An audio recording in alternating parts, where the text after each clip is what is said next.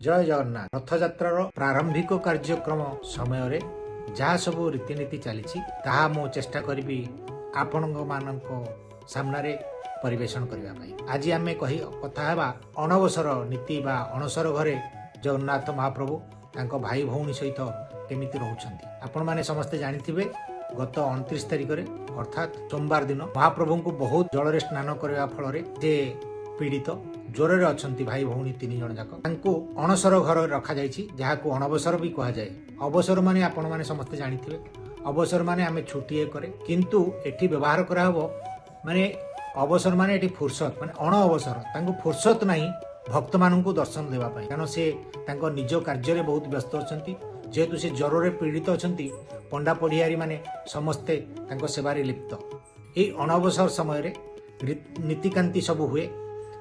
तांको जड़ीबूटीर औषध दि जाए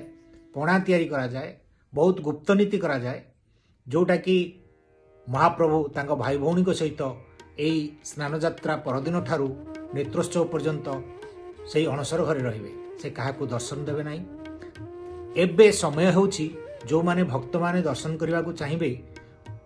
महाप्रभुंकर आउ गोटे रूप अच्छी जोटा कि ब्रह्मगिरी अलारनाथ रे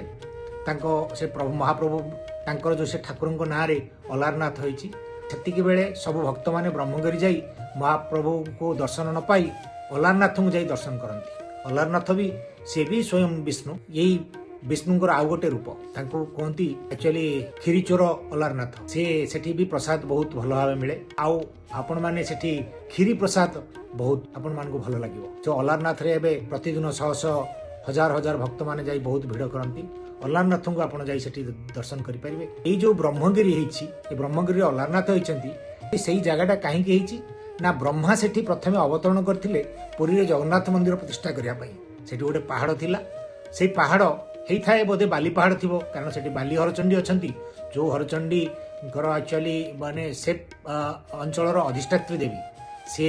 समुद्र कूले अच्छा हरचंडीटा समुद्र कूले आपण मैंने भी चाहिए से ब्रह्मगिरी अलारनाथ 5-6 किलोमीटर पूर्वर बाँ पटक जी जिते पुरी आड़ू आसुवे से हरचंडी को दर्शन करेंगे। कह जाए जे बाली हरचंडी द्वार बंध माछ कंटार तैयारी बहुत बड़ माछ बोधे मगर माछ हो द्वारटा माछ कंटारे आउ सेठी आपण माने जाई मांकर दर्शन करि परिबे तांका आशीर्वाद नहीं पारिबे। सेठी रजरे गोटे बहुत बड़ फेस्टिवल हुए सेठी समस्त अंचलर ग्रामर युवक माने जाई सेठी एपर्यंत भी चली आसी एक्चुअली बोदा बळी पड़े सेठी से माने सेही भोगराग करी खांती। तो आपण कथा हला एई जो 15 दिन काल एई सुजोग छाड़ंतु नहीं अलारनाथ को दर्शन करंतु। अलारनाथ को दर्शन करवा जहाँ एई 15 दिन से जगन्नाथ को दर्शन करवा सेया कारण सेठी तो आपण जगन्नाथ को दर्शन कर परिबेनी खाली तांकर द्वार बंद रहे से अणसर घरे रुहंती यही सब अणसर घरे आपण प्रतिदिन संध्यारे जाई परिबे किंतु भल लागिवो मंदिर रे बुलिया पई भगवान को दर्शन पाइबेनी बरं ता अपेक्षा आपण जे अलारनाथ को दर्शन करंतु तांकर आशीर्वाद भिक्षा करंतु आपनकर परिवार रो समस्त मंगल हो।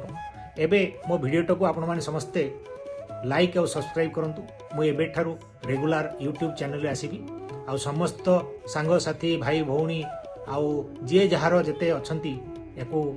टिके आपण माने मते सहाय्य करंतु प्रचार करिया पई।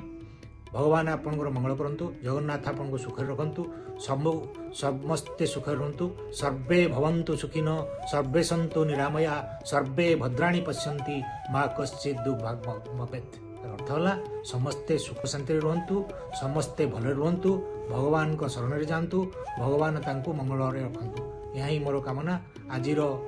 संध्यारे मु आपनको एई ठारे रहूची पुणी आगामी अध्याय आउ गोटे नुआ कथामृत सहित जगन्नाथ कथामृत सहित आसीबी। तो धन्यवाद रहूची नमस्कार।